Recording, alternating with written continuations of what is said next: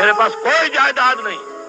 ابھی میں ویزا لینے گیا تھا تو وہاں پر جو خاتون تھی ایک کینیڈا کی, انہوں نے پوچھا آپ کی آمد نہیں. میں نے کہا آئی ارن نتھنگ.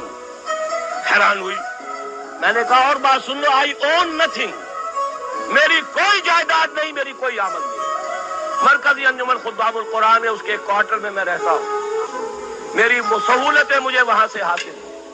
2 وقت کی روٹی یہ میرے بچے ہیں جو کنٹریبیوٹ کر دیتے, اسے میں کھا رہا ہوں. اس لیے کہ میرا ایک مکان تھا, وہ میں نے بیچ کر ان کے لیے چھوٹے چھوٹے 3 کمرے کے 4 کوارٹر بنا دیے, اور وہ ان کے نام کر دیے. میرے نام پر, میری بیوی کے نام پر 1 پیسے کی جائیداد نہیں, کسی کمپنی کا کوئی 1 پیسے کا حصہ نہیں, کہیں میرے پاس کوئی بانڈز نہیں. اللہ بچائے رکھے اس لعنت سے.